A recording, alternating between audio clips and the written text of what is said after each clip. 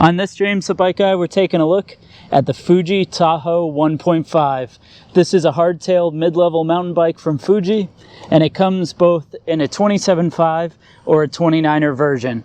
And what we're looking at today is the 27.5 version. So we're going to go into some of the features and designs, but before we get started, be sure you hit that subscribe button.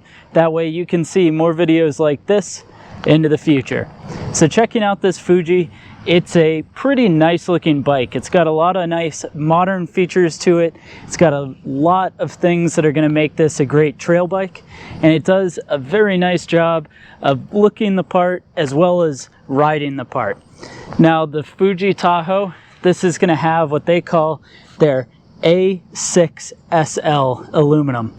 So it's going to be a nice aluminum frame. It's got a tapered head tube. This bike is going to be both through axle as well as boost, and it's going to have routing for a dropper post. Now the 1.5 falls in the mid-level of the Tahoe lineup, as well as the Tahoe is going to come in two different variants. You can get it like this bike with a 27.5-inch wheel, but you can also buy this bike with a 29er. So that allows you to decide whether or not you want the faster, more stable wheels or the smaller, more nimble wheels based on your riding style and local terrain. Now the bike is set up with a 100mm suspension travel front fork. So this bike is squarely in that cross-country category, and we can tell that by geometry because the head tube angle of the bike is going to be 69 degrees and your seat tube angle at 73 degrees.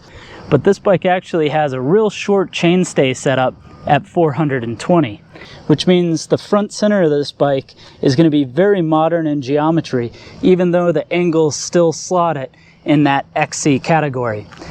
Now, a neat thing about it is, while the bike comes with a rigid aluminum seat post, it is set up for a dropper, so you can run an internal cable routing through the seat tube, pops out, goes into the down tube, and up through the internal cable routing ports towards the head tube here.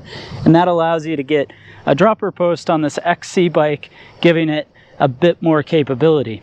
On the capability front, you've got a RockShox Judy fork.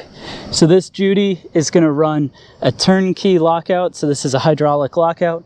It is progressive, so you can adjust from all the way open to all the way locked. And the fork is also going to be air adjustable. So underneath this cap, you can get a shock pump on here, be able to pump up or lower the pressure on the fork. That way you can customize it to both your weight and your riding style. While we're up here checking out the cockpit, we've got the SRAM level brakes. This is a pretty nice XC level brake. It's twin piston calipers. You're going to have a 180mm rotor up front and a 160mm rotor in the back. And that brings us to the 11-speed SRAM NX drivetrain. So we've got an 11 to 42 tooth rear cassette, so pretty nice range. You of course have the SRAM NX derailleur, which has a clutch integrated into it, and then running through this KMC chain, you'll go to an NX crankset with a 32 tooth narrow wide steel chainring.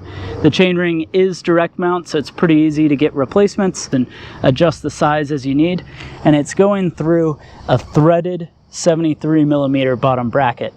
For a wheel set, the bike is laced up with these WTB I-25 rims. So this is a 25mm internal rim. It's got 32 spokes to it, and it's got the Boost 6-bolt front hub as well as a Boost 6-bolt rear hub. Tires, we've got the Icon 27.5 by 2.2s. This is certainly a faster rolling tire. It's not going to be a super high grip tire, but it should both save some weight and lower the rolling resistance so you can get a bit more speed on the trail. Of course, for a cockpit, like most Fujis, this has an oval handlebar, so you've got a mini rise oval aluminum handlebar with a 31.8 clamp, same 31.8 stem, and then you've got these nice Fuji lock-ons, which personally feel pretty good. They're not a super cushy grip, but they've got nice stippling on the underside, and to the hand as you're getting onto this NX shifter and level brake, it feels quite nice. The other thing that I really like about this bike is the Silverado saddle from WTB. So these are pretty good, but I like that they tie in, you know, the green, and it just is a nice look and it comes together really sweet. Well, thanks for watching this video on the Fuji Tahoe 1.5. Go ahead and let me know your thoughts down in the comment section below. Be sure you hit the subscribe button. That way you can see more videos like this into the future. As well as, don't forget to drop a thumbs up. It lets me know that you enjoyed the video.